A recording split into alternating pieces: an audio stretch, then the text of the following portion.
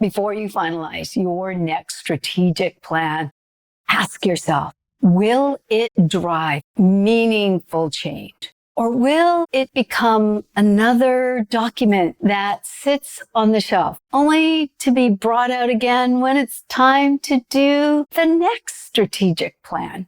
Too often, the strategic planning process is carried out in isolation and by people who are too disconnected from daily operations. The result is that your plan looks good on paper, but fails to deliver and achieve the intended results. Now, don't get me wrong. When a strategic plan is done well, it's a powerful tool. It gives you a roadmap. It aligns people with the organization and can create the momentum that you need. However, in my work with executive teams, I often have identified 3 fundamental flaws in strategic plans and the planning process. And those flaws hinder your organization's progress. In this video, I'll share with you what they are and what you can do to help get the results you intended.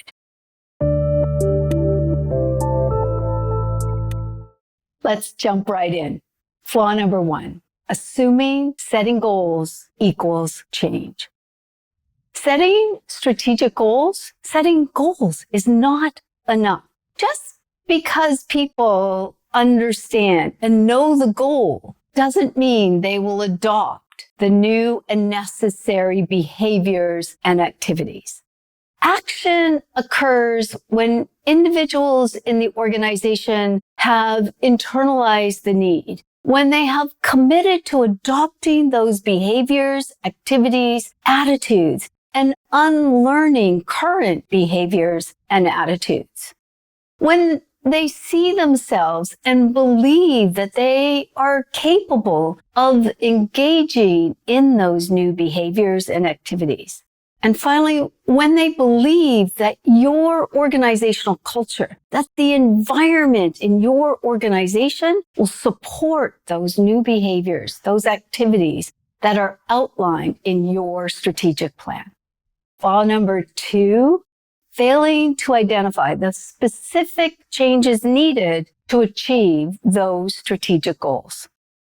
Let's take, for example, a goal like expanding into the Western market. That may sound clear. Well, what changes does it require of individuals, leaders, and your organization? For example, what will employees need to do differently? You can't achieve the goal unless you support and enable people to make the transition. You need to know what those specific changes are. Flaw number 3, ignoring your whirlwind.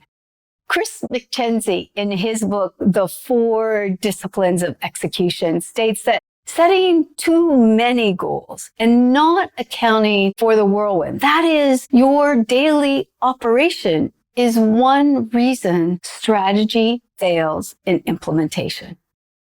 Your organization and every organization faces the same dilemma. How do we enable change while maintaining our current operation? Failing to consider this results in burnout, change fatigue, and people reverting to the current state. In a previous video, I discussed the importance of assessing your change capacity and capability when initiating new changes. I'll post it in the show notes below. These 3 flaws have a compounding effect. They cause leaders to underestimate just how complex, demanding, and uncomfortable real change can be. When you pair that with a resistant mindset, that is the belief that people resist change, the result is lots of activity, but no real change. It's like a heart beating too fast. Although it's working faster and faster, it's not delivering what the body needs, creating a potentially life-threatening situation for the individual. The same is true for your organization. When your organizational capacity and capability for change doesn't match the amount of change being launched, you put your entire organization at risk. Here are 3 things that you can do to ensure that your strategic plan will enable change. Number 1, create a clear, concrete, and concise outcome story. Setting your strategic goals is just the beginning. Your outcome story illustrates what your organization and people will feel and experience once that goal is reached. It's the stories that inspire action and help people let go, move towards something new and different. When I helped one executive team turn their strategic goals into a clear outcome story, it reduced the conflict that had been paralyzing them and enabled them to work together as a team and move forward. Action number 2, assess the full scope of the changes required. It's easy to think that once you've set a goal, you're done. However, setting the goal is only the decision to make a change. The real challenge lies in navigating the white space between where you are today and where you need to be to realize that goal. Achieving your strategic outcomes requires a clear view of all the changes needed across the organization. This includes individuals and leadership behavior changes, processes, structural changes, technical changes, and the acquisition of new knowledge and skills. In one company, implementing a new CRM system wasn't just a tech upgrade. To support that single strategic goal, over 25 specific changes were required. And they included new behaviors, skills, processes, and tools. Action number 3, create and use a change map.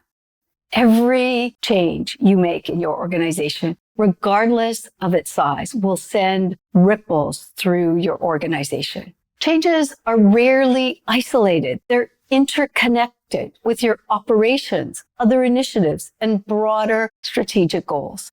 A change map gives you a clear visual view of those changes and their interdependency. It enables you to approach change strategically, capitalize on collateral benefits, and mitigate the impact of any single change on your operational capacity. I'll put a link to our change map process in the show notes. As one client put it, the change map was a new way of thinking for them and allowed them to think through their goals and strategy. Is your strategic plan achieving the results you intended?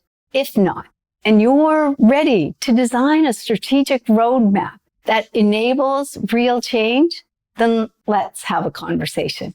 Click the link to learn more about creating a change map and reach out for a conversation. All right. I hope you found this video helpful. That's it for now. I'll see you soon. Bye for now.